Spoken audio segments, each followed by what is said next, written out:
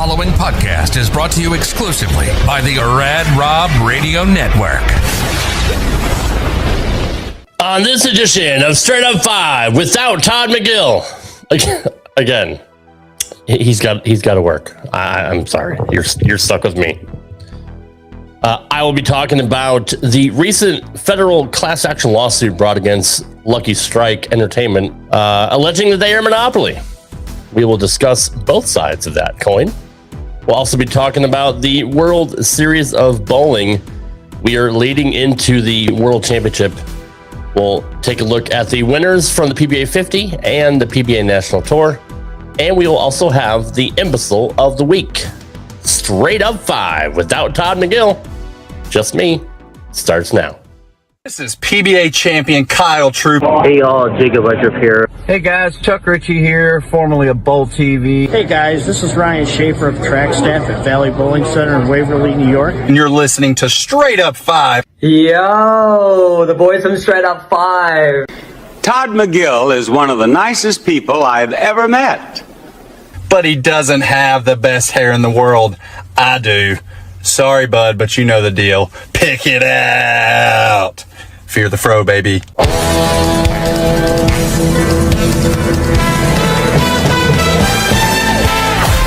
Welcome to Straight Up 5 with Todd McGill.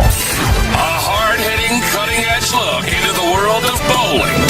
This podcast will not only feature bowling, but we'll give you a raw look into real-life issues. We've had the biggest and brightest stars from the past, future, and present on this show, as we strive to bring you the best the sport of bowling has to offer. So without further delay, let's introduce you to the host of your show, Rad Rob Francois, and your featured host, Todd McGill.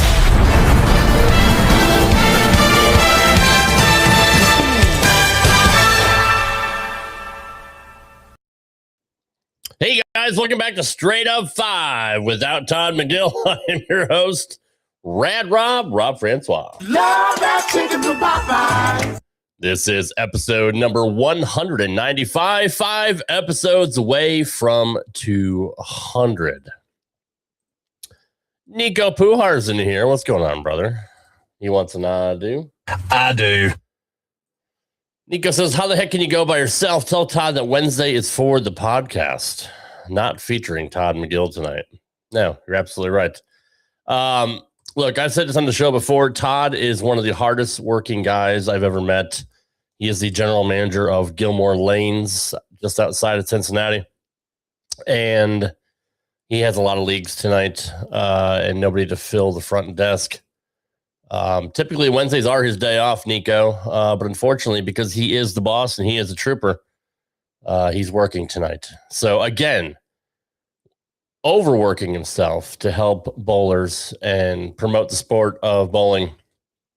So I can't knock Todd for not being here when it comes to just his dedication and his love and drive to support the sport of bowling. So of course I miss him. He's my good buddy.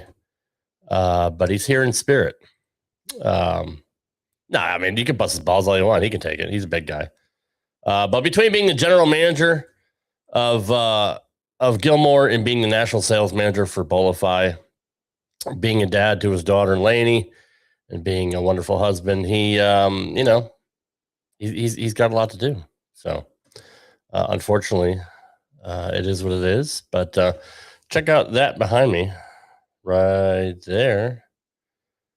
I couldn't get the banner to hang on my green screen, so I just took a picture and used Photoshop and put it up on a brick wall. Even though there's no brick wall behind me, it's just an illusion. In the link below, right here on YouTube, there's a link for my sub store if you want to buy a Straight Up 5 jersey. Or shirt like this one, Straight Up 5 with Todd McGill. I'll give you a look at what the sub store looks like. That's there we go. That's small. $31.85 plus shipping and handling, which is a great discount from $49. We'll get you an official Straight Up 5 shirt or a jersey. This is the jersey. I love this thing. This thing is so badass looking. I love it. So that's our Straight Up 5 Lane USA flag TMT jersey. It's got the Todd McGill tournament logo on the sleeve, along with the American flag, Bowlero logo, and this beautiful guy right here with the lane. And it's so slick, dude. I absolutely love it. And you can get it in different styles, like the moisture wicking lightweight interlock, the tour line lightweight 4-way stretch, or the upgraded outerwear line.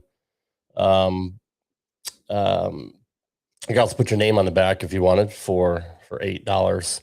Or we have just the t-shirt, which is equally as badass, which comes in as well. You can also get the upgraded material, and you can put your name on the back of that one too if you wanted. But both those are available on my sub store, which I'm really looking forward to seeing how many we can sell on that. The link is in the description below, or right up here on the screen for you. Let's go to bowlify.com/substore/radrob. You can also use the discount code RADROB at checkout for a discount off of one jersey or shirt. So definitely check that out. I would appreciate the support, and they're just badass shirts and jerseys. Of course, nothing but quality from Bowlify, the greatest jersey and shirt makers in the world of bowling. I mean, the world in general, right? But yeah, support the show. Rep your favorite show and your favorite brand. And yeah, I appreciate it. But anyways, we have a lot to talk about tonight. So Nico says, I watched as much as I could of the 22 hours of coverage. So did I. And I actually enjoyed Dave Ryan and Chris Barnes and Kyle Shermer when he was able to. But man, obviously Dave Ryan's been doing this for a long time. So he knows the sport of bowling. He used to do it with Randy Peterson on the CBS Sports Network and CBS Sports. But man, you want to talk about Barnesy? Holy cow. You want to talk about a guy that can just transition right from, retiring from the national tour, bowling the PBA50 stops, but, just walk right into the commentator's booth and be a color commentator with Dave Ryan and be so smart, so charismatic, and just, it's Barnesy. I mean, it's just, it was supposed to be 5 hours every night, but Chris Barnes said that one night it went 5 hours and 40. Now Barnesy has been absolutely incredible. Hats off to him for stepping in there and killing it. And obviously, I've called out Randy Peterson in the past, just kind of for his shtick. Nothing against him personally. He's just been doing it so long, and he got so complacent in doing it. It's nice to have, I would say, a fresh face, because obviously Chris is in his 50s, but somebody new in the booth, and somebody who's well respected not only by the fans but by the peers, his own peers as well.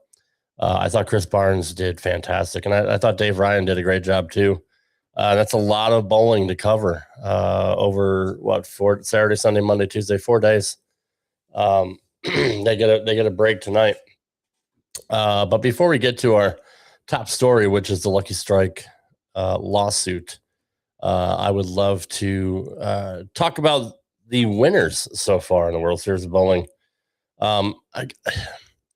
Nico, you may know, but I'm not sure, why did they qualify in one center in Bowl TV and another just down the road? I don't understand why they did it. I could see if it was like an arena show and they'd qualify in the actual center during the week like they used to back in the late 90s, early 2000s, and then bowl in the stadium or an arena.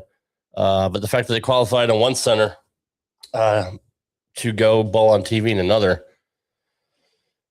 is strange to me. I know it's happened before. I mean, there's obviously a precedent for it, but I don't understand why they did that. Why they did that this week. DJ Ricky Smith's in the house. What's going on, brother? I remember Barnes in the booth back in the early 2000s, and the same with Duke. See, I didn't watch much back then. I was just getting out of school and started working a lot. So I didn't really watch bowling a lot during, say, the Microsoft era.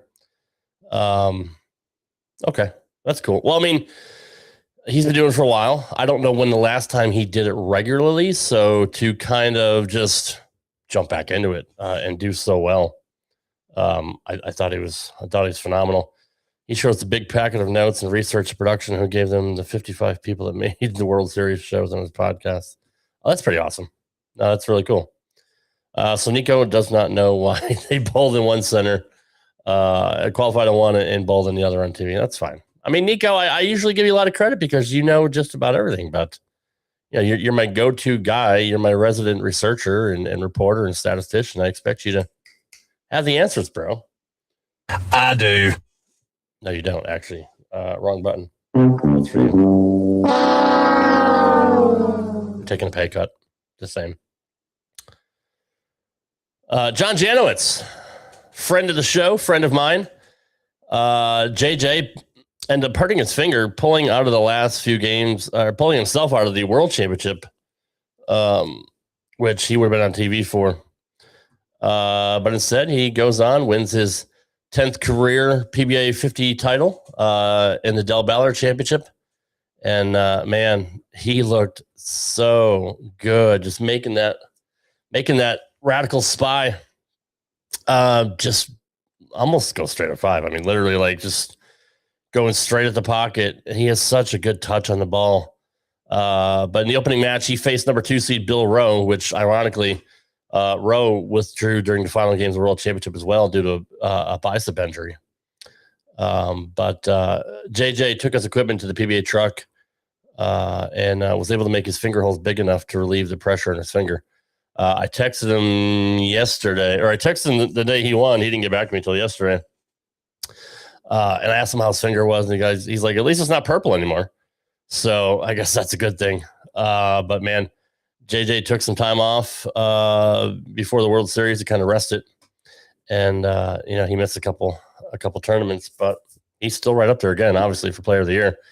Literally makes just about every single TV show. I mean, the guy's just, he's a beast. And if he didn't have this finger issue going on, who knows? He may have ran the table at the PBA 50 World Series. But Bill Rowe bowled well, but it's JJ. And JJ ended up facing USBC and PBA Hall of Famer Jason Couch, one of my favorite bowlers of all time, especially one of my favorite lefties. And JJ took Couch out. Couch didn't bowl that bad. He had a couple missteps. But JJ's on fire. Winning the first game 235 to 182 against Rowe, and then 268, 213 against Jason Couch for his 10th PBA 50 title in only his 4th season. So I'm assuming that actually makes him eligible for the PBA Hall of Fame. If I understand the rules right, having 10 titles. JJ be back in 2 months, he hopes. Yeah. I did not watch Fef's interview, and I love Fef. But I will check that out. Fef obviously lives in Wisconsin. He drove over to just outside of Minneapolis to do some promo work and had a press pass, was able to interview a lot of the most of the bowlers, honestly, there. So check out Bowling with the Fef on YouTube. FEF, great friend of the show, great friend of mine, and does fantastic work. I always put him over for what he does. But congrats to JJ for winning his 10th title. That's nuts, man. Like, seriously. The guy's just amazing. He's absolutely on fire. Let's see. Jason Couch was the next one to win a title, in which he screamed redemption as loud as he could. My picture's up here. There we go. Jason. So when I first met Jason, I didn't meet him. Sorry. When I first saw Jason bowl live, was when he won the Tums Classic at Bradley Bowl. I think it was 92 or 93, 94. It is so long ago. I can't remember. Hopefully Nico knows. But that was the first time I've seen Jason Couch bowl live. And man, you want to talk about someone who is just absolutely dominant in pure power. He has been a fantastic bowler for a long, long time. Obviously, that's why he is a PBA Hall of Famer. But Jason's had issues with his knees and has had some disappointing performances in the PBA50 tour. But as a top seed again at the Monticello Championship, he put it all on the line against Jack Jurek. And man, you want to talk about great to see Jack Jurek back on the show again. And just to see the PBA50 back on TV was amazing. I'm so grateful and thankful that CBS Sports Network wanted to put the PBA50 on the air, because you're literally seeing the best of the best from the previous, one or two generations.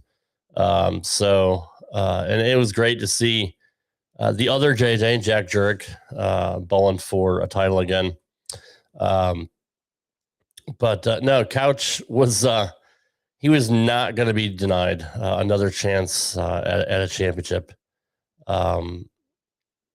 So it's really good to see Jason win 246 to 238, which Couch yelled redemption. In the interviewing afterwards, he said it was definitely an emotional win for his dad, himself, and his wife. Winning on Mother's Day. So he's contemplated retiring because it's so hard to put the effort in. But he's very happy to win. He's now won a senior title in 3 straight seasons. So, he's up there for the Player of the Year, obviously making 2 shows and winning a championship. So it was good to see old JC back on TV and doing his thing. You wouldn't even thought anyone. Okay, you're fired. Jesus, Nico, you're fired, bro. Sorry. It was a good run, man. I appreciate you. I mean, you can still hang out. You just don't work here anymore. I'm just busting your balls because you're always busting balls. So it's my turn to bust somebody's balls. Son of a bitch. Tom Hess. What can I say about Tom Hess? I am so fortunate through this show to be friends with a lot of these guys that have won titles this year on the PBA50 and the national tour. And it's really, really cool to see Tom Hess win another title. I asked him if he can come on the show next week, but he's bowling the senior US Open. But he might be able to come on the week after. So Tom Hess will be coming on the show, as well as Jason Couch. I have Jason Couch lined up for June 10th. June 3rd, he's bowling the Senior Masters, the Super Senior Masters. And so June 10th, Jason Couch will be here. First time on the show. Tom's been on before. This will be a first time for Jason Couch. Bucket list guest of mine. Just, being a huge fan of his since he was a kid. He was initially going to come on next Wednesday, but his daughter's graduating from high school. I'm not going to be here on the 27th. It's my 50th birthday. Todd may be here. He's not sure. If not, we'll be back hopefully with Tom Hess on the 3rd, and then Jason Couch on June 10th. So looking forward to all that. But now Tom Hess winning the Petraglia Championship, which is so cool. Given the roots of this show, being with JP Jr. for so long, and having his dad on the show, to see Tom Hess, who loves the Petraglia family, win the title was really, really cool, and especially being the PBA50 Petraglia Championship named after Johnny Petraglia Sr. Hess bowled really, really well. It was a really, really good match. It's his 12th PBA50 title. He shot 257, which is, to bowl under that pressure on TV, on national TV, which they haven't been on in so long. To have 12 titles and that be one of them is just a really cool thing to see. I'm proud of Tom, and he's an incredible guy. He really is. But he took on 28-year former United States Air Force veteran Ron Hurt, who I'm not too familiar with. But Hurt, bowled fairly well. he beat Andres Gomez in the first match, and then got to face Tom Hess in the finals. Tom Hess has proven time and time again that he is a dominant force on the PBA 50 tour. And if it wasn't for guys like John Janowitz and Troy Lint when he had his Rookie of the Year run, I mean, Tom Hess is right up there, with everybody. Hey, Alex! Alex Bermudez is in the house. Sorry for being late the last few weeks, riding the wave in the pro shop. Yeah, all good, brother. It's good to see you, man. Appreciate you being here. Tom was asked if he's thinking about possibly passing Walter sometime soon. Yeah, I mean, that would be for most wins on the senior tour. He's close. That's why I said, man, Tom's an absolute beast, and when he really puts his mind into it, he can dominate anybody, and he's proven that over the years. So, congrats to Tom Hess for winning the PBA 50 championship, Petraglia championship, and then we have Tom Doherty. Good old Tom Doherty. So Tom had an amazing quote, and I need to find it. Something about because he was pissed off from losing to Mika. Don't even ask me to pronounce Mika's last name. Major Mika Koivuniemen. Like 10, 12 years ago, I think, when they faced on TV on the national tour, and Tom bowled like 100 or 103 or something like that. I don't remember what it was. This is, again, I wasn't watching during that time. But he wanted to make sure when somebody quoted him, it maybe even been the PBA reporter, make sure you mentioned that I beat Mika. Put that headline in the stupid story or whatever. Like, it was just funny. Tom is just so outspoken, super nice guy. But he's just one of those guys like J.R. Raymond that likes to run their mouth to rile people up. But Tom was Rookie of the Year last year, and beating a guy like Mika, who I want to say I'm pretty sure most people were behind, because people love him. He's a fantastic bowler. It was 15 years ago. Sorry, 15 years ago. Mika Koivuniemen beat Tom Doherty 299-100 on national TV at the TOC in 2011. It's the largest margin of victory on national television and the lowest score ever. So Tom was, I mean, a little chip on his shoulder, knowing that he's going to take on Mika, and defeating Mike Machuga in the first match was a big deal as well. And it's great to see Mike on the show. I haven't seen Mike bowl in I don't know how many years. In a really close match, Doherty won 210-208. Doherty kind of called out Mika knowing he was going to win, aiming at the 10 pin and saying, "Let's dance, Mika, come on." So that was, he's been carrying that around for a long time, 15 years or so. But it was good to see Tom Doherty win.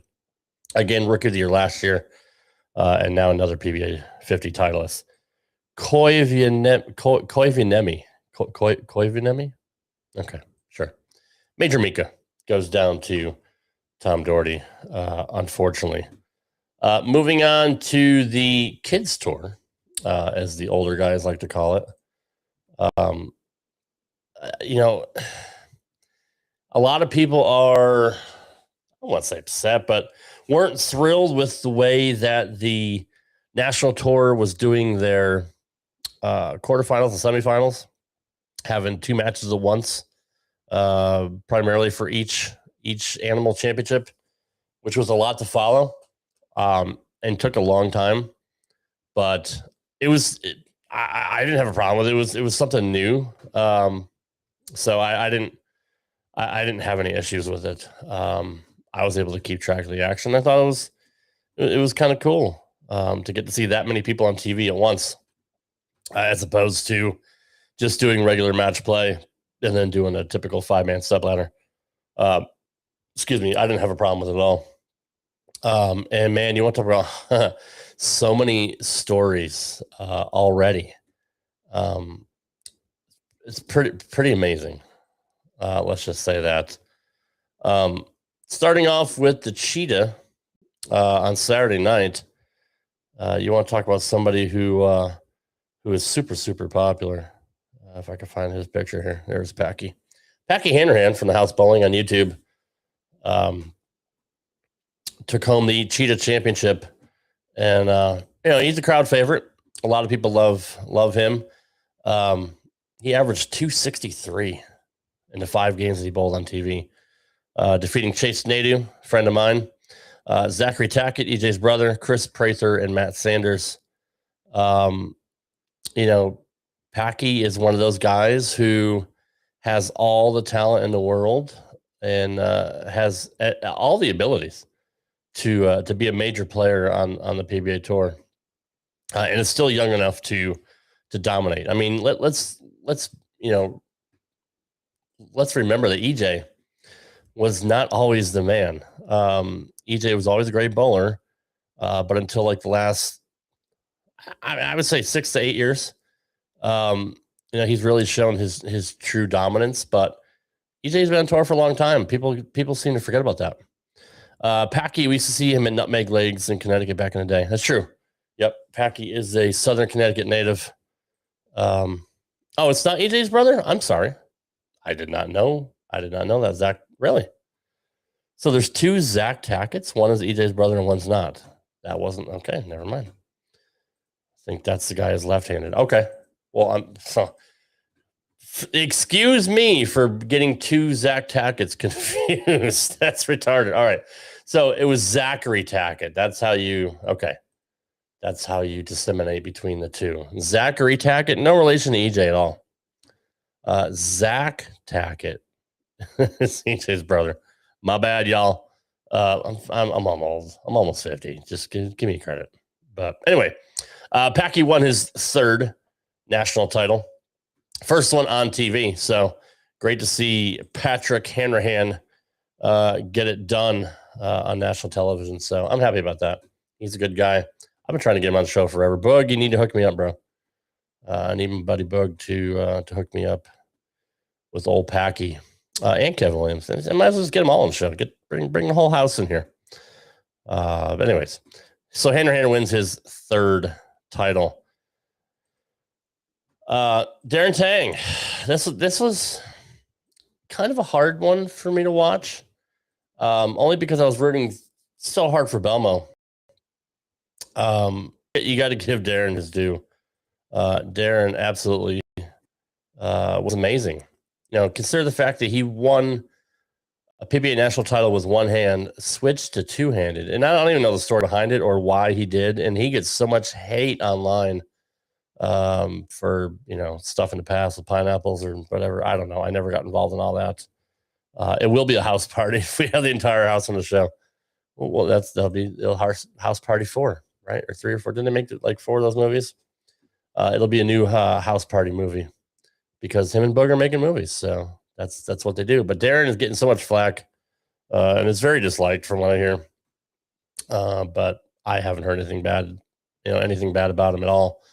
But to win a PBA national title with one hand and 2 is really remarkable, especially defeating Boog, Santu, Tavana Ninen, and Jason Belmonte. To prevail in the 12-player bracket finals is crazy. His family was there. His girlfriend was there.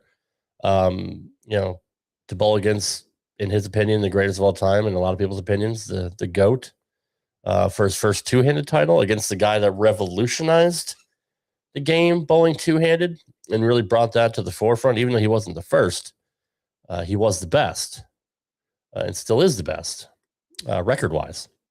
That's a pretty big deal for Tang as a relative newcomer bowling 2-handed to beat the GOAT.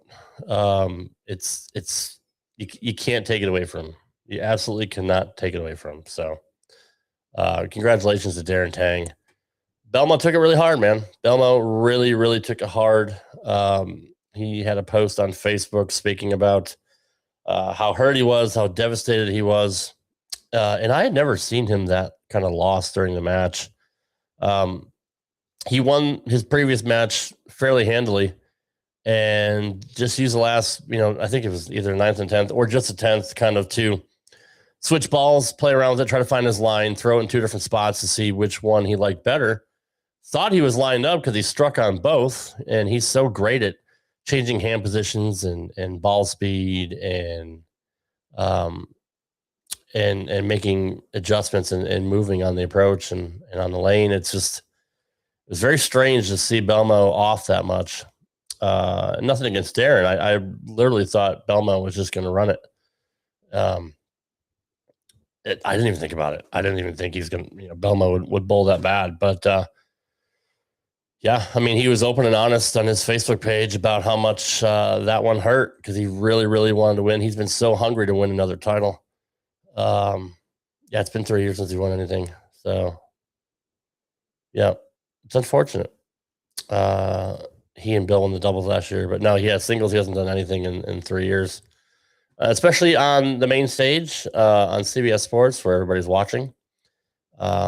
It was tough to watch, but congratulations to Darren Tang. You can't take anything away from what he did at all. I mean, literally beating the best of all time, and probably the guy that got him the ball two-handed, and Simo and Kyle and all the rest. So it's it is what it is. But congrats to Darren Tang for winning his second title. One as a one as a one-hander and one as a two-hander. That moves us to Zach Wilkins, the pride of Canada. Everybody loves Zach. Zach is so fun to watch. Winning his second title this year. He won the Rotholman doubles, and now he wins a single title, his first single title, becoming the first 2-time champion this season, winning the Scorpion.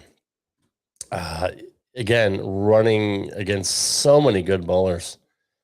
He beat Jesper in a roll-off, and Jesper freaking buried the ball and should have struck, but lets a 7-pin. And Zach was able to come through. But, winning with AJ Chapman last month for his first title. And then here we are, not even 4 weeks later, already winning another title again is really, really cool. And that really moves him up in the Player of the Year race, which, depending on what side of the fence you are, do you want to see EJ win a title and win the points championship because he's been dominant all year? Or do you want to see him lose Player of the Year because he doesn't win a championship and kind of show everybody that the point system sucks and that you should reward consistency? And even though he didn't win any titles, he's been smoking everybody for the most part and cashing every single tournament and getting deep in just about every single tournament. He's almost 10,000 points ahead of second place Patrick Nabrowski and Bud Kroll. So that shows you how much of a difference there is and how the point system is just so freaking stupid. I don't know. Belmo's third highest season average right behind Bill. Thanks, Rip. Appreciate that. Yeah, I mean, do you want to witness history and see EJ win 4 times in a row? Or do you want to shed light on a broken system and have them fix it? I don't know. I'm somewhere in the middle.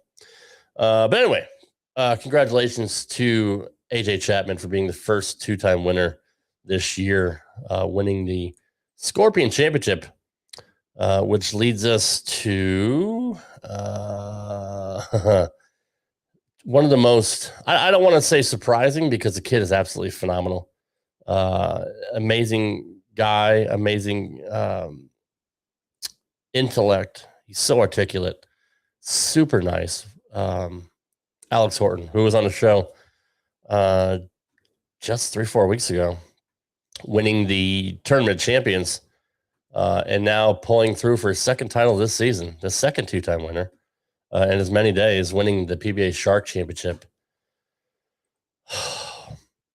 I had mixed emotions because I'm also friends with P-Dom, who I love very much. He's such a good guy. And I was hoping P-Dom, who won the US Open, will win his second title this year as well. But how can you not root for Alex? I mean, his attitude and his drive, his swag, his bowling intellect, his intelligence is just hard to root against, especially when he's a rookie. He's clearly up for the front runner for Rookie of the Year right now, and is honestly in the picture as well for Player of the Year. And if the kid can win Player of the Year and Rookie of the Year, that would be insane. And I knew he had the ability to win. I'm not taking anything away from him, but he's a rookie, right? And he's going against Chris Vi, P-Dom, Ronnie Russell. We haven't seen Ronnie Russell on TV in how long? So many people have been pulling for Ronnie, who's another sweetheart as well. And he bowled fantastic as well. The final game was super, super close. It could have went either way. But with the second title, Horton's qualified for Player of the Year.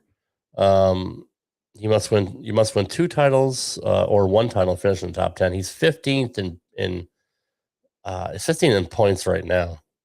But obviously he's a 2-time winner, so that automatically qualifies him for Player of the Year, regardless of point. It's a messed up system. It's also voted on by their peers too, so I don't even know how much points plays into it. Other than the only rule is you must win a title, be top 10 in earnings, which EJ is. Or he hasn't won a title, but he's top 10 in earnings. So if EJ can win the World Championship this Saturday, he can easily wrap up Player of the Year. Ronnie was 2009. I think you're right. Yeah. And he is retiring. So PBA needs a villain again. Hold on. PBA needs a villain again. Who's the villain, bro? Nico says, how do you think being around Parky's? You think I can read, right? How do you think being around Parker's family helped Alex? I think it helped him a lot, tremendously. Obviously, the Bones are super, super smart when it comes to bowling. All of them. I mean, obviously, we've talked about it ad nauseum here on the show. But yeah, I know having Parker and Brandon and Justin, and Leslie in his corner is great for Alex Horton, who must have a million texts. I texted him before the show, good luck, and he said thanks. And I texted him this morning, congrats on winning again. And he hasn't got back to me yet, but I was hoping maybe we can get him on for a second tonight just to talk about what's going on. But he's obviously going through a whirlwind again. But man, it really has been fun watching all that bowling. 4 days in a row on CBS Sports, wrapping up with the World Championship this Saturday, and we'll see if EJ can get it done. So many people are kind of losing faith in EJ. He's been on 3 or 4 shows this year. Most of them it's a top seed, and then he can't get it done.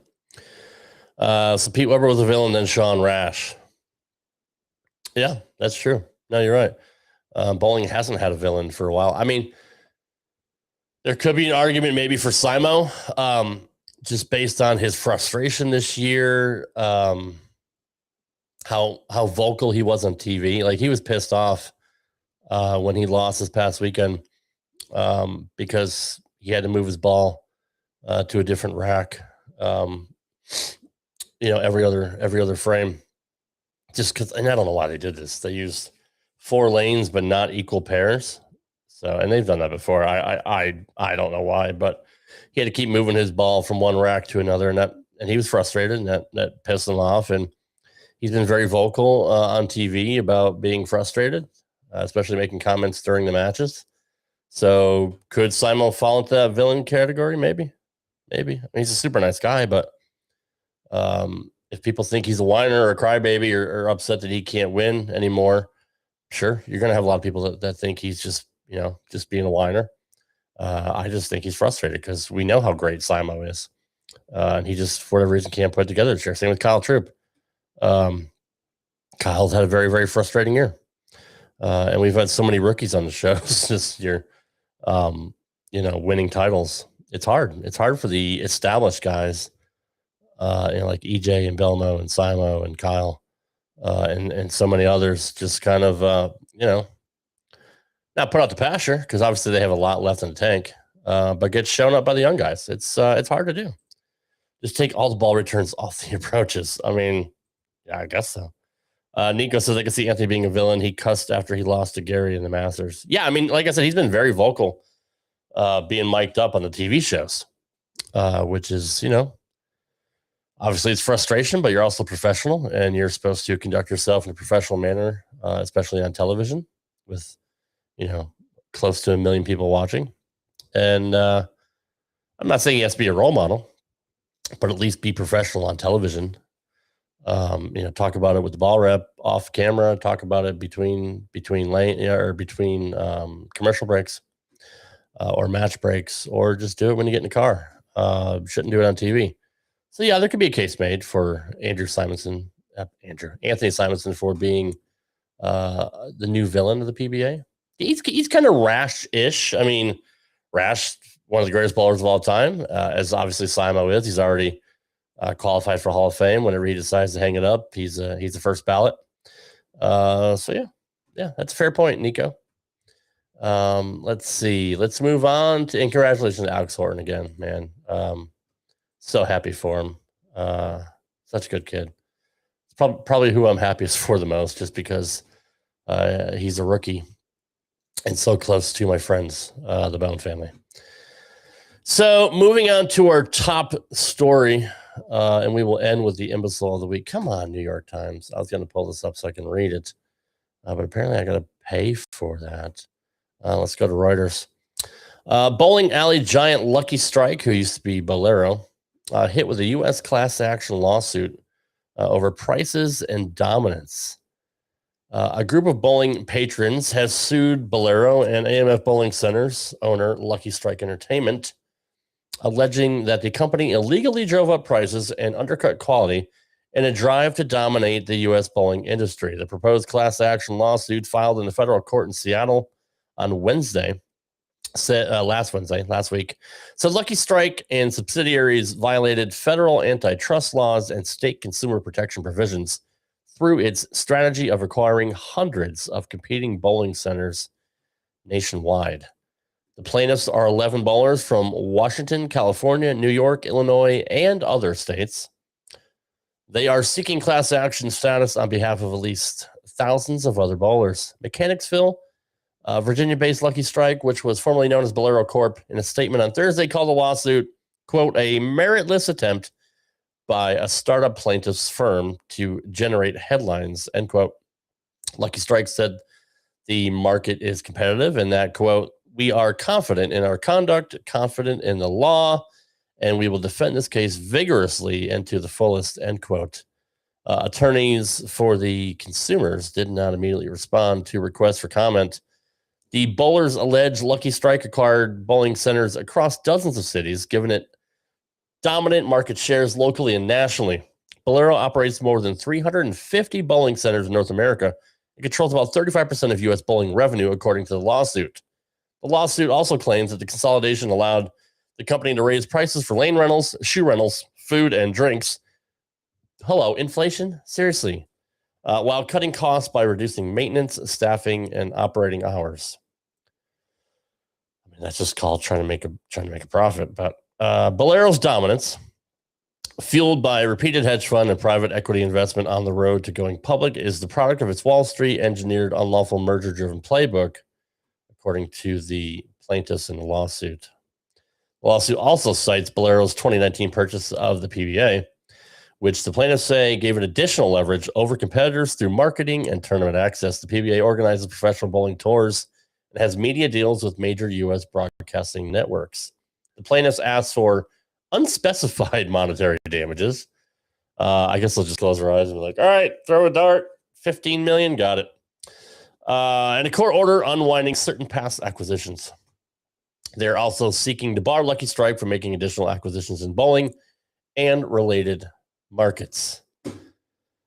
Whew, that's a lot. Ricky says, I'm done with Bowlero Lucky Strikes. I haven't smoked Lucky Strikes in 30 years. Nico says, not getting my hopes up for this lawsuit. If Lucky Strike fails, bowling will be in a bad spot. If Lucky Strike fails, it'll be in a bad spot.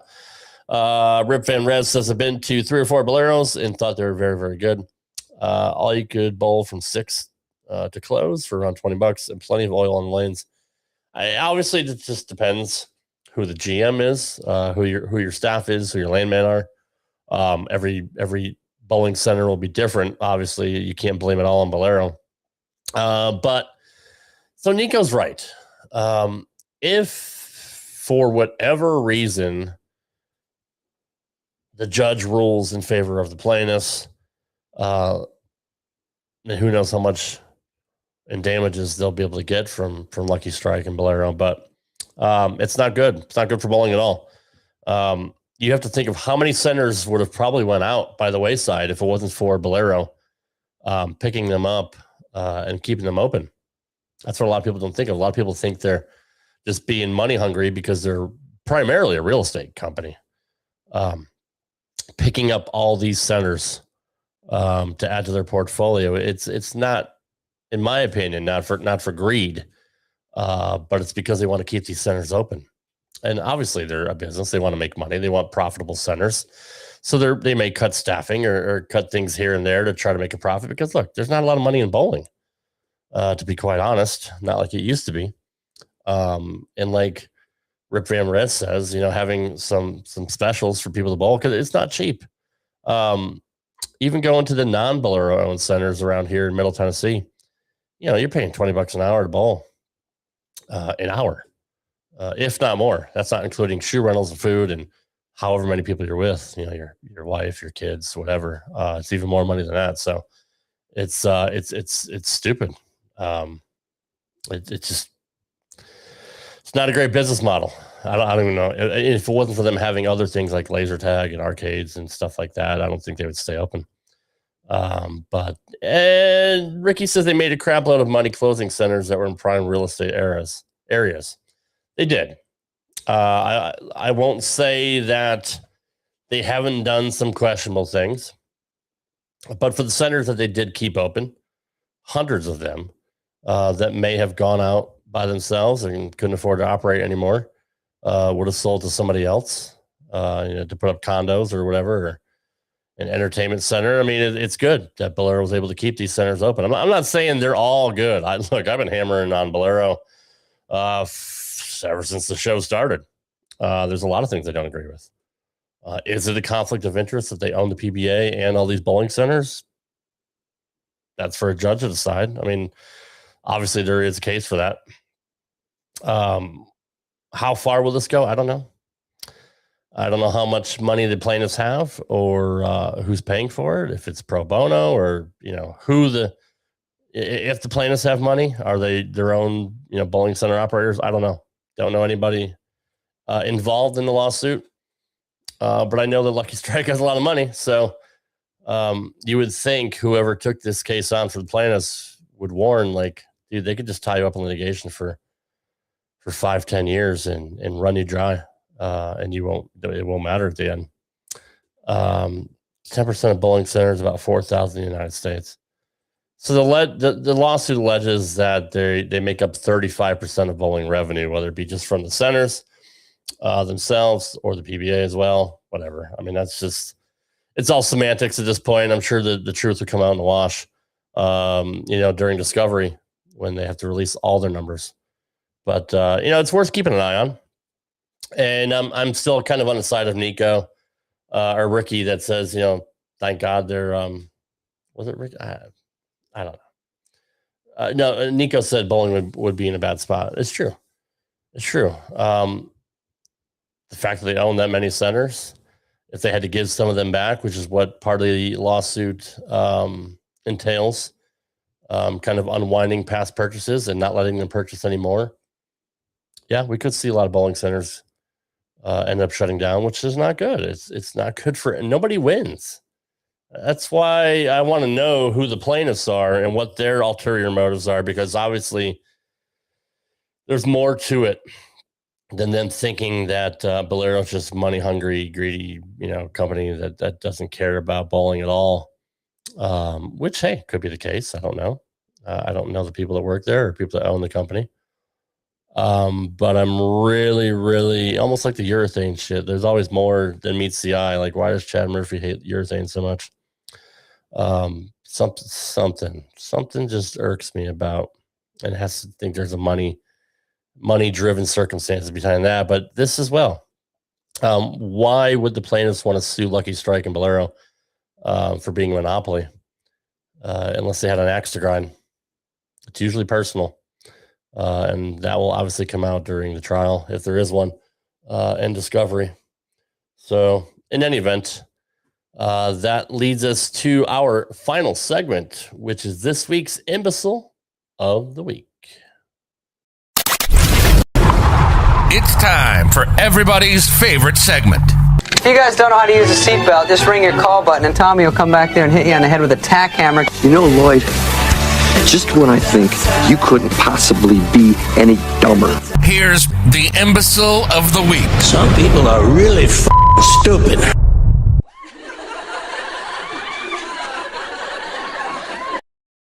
All right, this Imbecile of the Week is brought to you by the Bowling is a Sport Facebook group. This picture has been circulating all over social media the last couple of days. These are all the bowling balls that were left behind from the World Series by the pros. Jordy Reed posted leftovers after WSOB. If true, completely sickening to think these are, quote, pros. If anybody knows anything about bowling, which obviously Jordy Reed does not, these bowling balls are usually autographed. In fact, most of them are, 99% of them are, and given to high schools, youth groups, kids tournaments, stuff like that. So this freaking moron that doesn't know anything about bowling. Sam Cooley wasn't happy. He left his stuff there for the juniors, and there's a lot of people taking some of these balls too. Natalie Tackett also posted about it as well, saying EJ signed a bunch of balls that he wanted to give to some of the youth, and I think some people took them. She's like, please return them or donate them. The pros signed a bunch of bowling balls to give to high school and junior gold competitors, but this freaking moron here, Jordy Reed, to think that, I drilled the ball just because I'm on contract, didn't work out, got 2 games on it, I'm just going to freaking leave it here and move on to the next tournament. And meanwhile, somebody has to clean up all this stuff. Jordy, you're a, excuse my language, you're a fucking retard. Somebody had a comment who's just equally, and look, I don't agree with Jordy's opinion here, but Michael Peterson commented on the thread, this is common. I don't know what the fuck you're bitching about. Do you know how many games go on these balls for a tournament, douchebag? Okay. Let's break this down. It is common. There are a lot of pros that leave balls behind. I'm not saying that not all of them are donated or autographed or given away. There are pros that leave stuff behind because they don't want to, they drill a ball, they have a few games on them and it's not the right look they wanted. And they move on. They're not going to carry all these balls with them to the next tournament, especially if they don't like them. What then does do the PBA trucks do with all these bowling balls? So that's why a lot of the centers donate these balls. That's why the pros have started autographing these balls. But yeah, Michael Pearson, be better, man. Seriously. To say I don't know what the F you're bitching about. Do you know how many games go on these balls for a tournament, douchebag? Dude, you're a douchebag. You're an equal and opposite reaction. You're a douchebag for the way you interact. You can be human. You can be an adult about it. Don't be a freaking 12-year-old about it and call people names that you don't even know. You would never say it to somebody's face, unless you're built like Scott Steiner, for crying out loud. But so Jordy Reed, because of that, Jordy Reed and Michael Peterson, you are co-imbeciles of the week. Wear that as a badge of honor. Let everybody know about the distinction of Imbecile of the Week. And you two can both sleep very well tonight, knowing that you guys are some of the dumbest people on the planet. May God bless your soul and bless your heart. Yeah, the only reason they would carry around that many is because they're driving in a truck, or a pickup truck, or they have a lot of them drive. Some of them drive around in buses too. They have their own private RVs.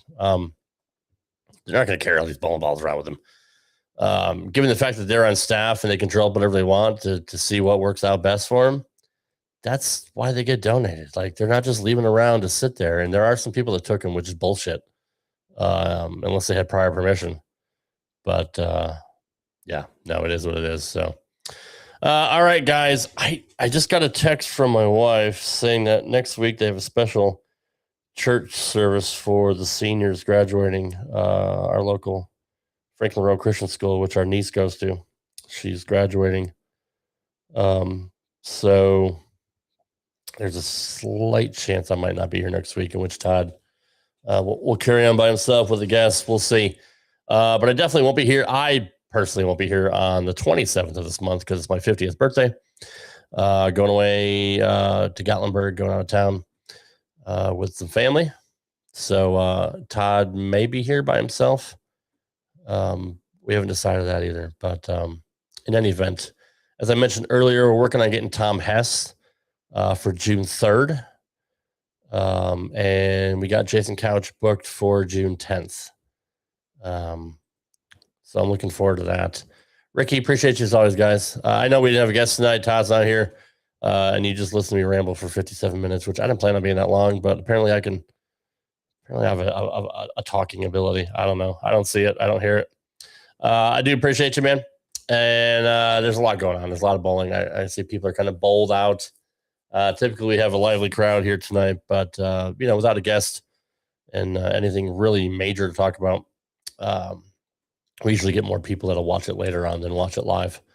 But in any event, there's still 8 of you here. I appreciate y'all, every single one of you. Todd was hoping to jump in at some point if leagues were to calm down, but obviously he can't. So, Todd McGill doing the Lord's work, helping the sport of bowling, working at Gilmore Lanes tonight on his day off again. After working all day for Bowlify is crazy. Again, if you want a straight up 5 shirt or a straight up 5 jersey, in fact, you know what? Let me put the picture up on the screen of both. The link is in the description of the show here on YouTube. So click the link, go to my sub store, and you get discounted shirt and jersey. And they're quality made right here in the. Are they made in the USA? I'm not even going to, I'm not going to even claim to that. I got to get with Todd about that. But they're absolutely the finest quality your money could buy. So click the link below in the description, and I'll put up the jersey and shirt here so you can see what they look like. Desktop. Nope. Downloads. They didn't save. I swear to God, dude.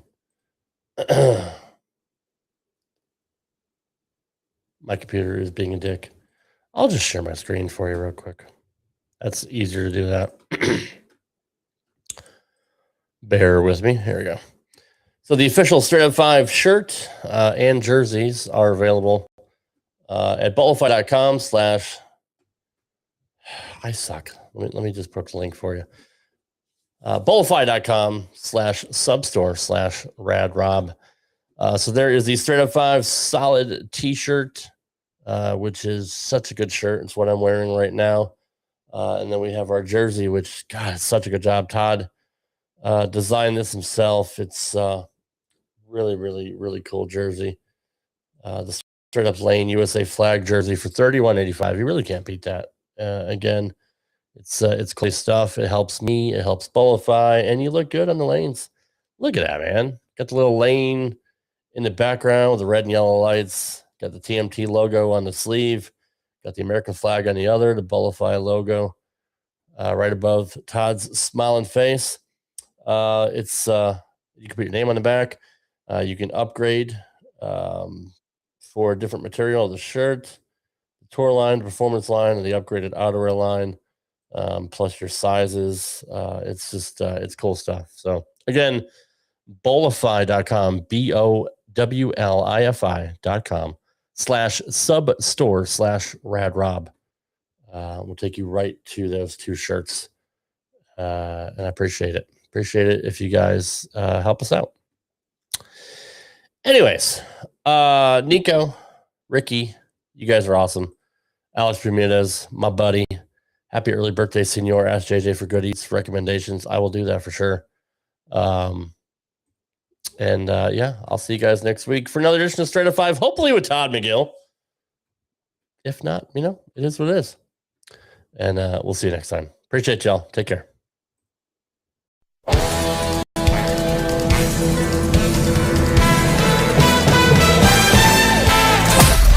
for watching Straight Up 5 with Todd McGill. You can follow the show on X at Straight Up 5 Pod. You can follow Todd on X at TMT Bowling. And you can follow Rad Rob on X at Rad Rob Entertainment. Follow the show on Instagram and TikTok at Straight Up 5 Podcast. We'd love to hear from you. You can email us with comments, questions, or suggestions at straightup5podcast@gmail.com. We'll see you next time for another edition of Straight Up 5 with Todd McGill, right here on the Rad Rob Radio Network.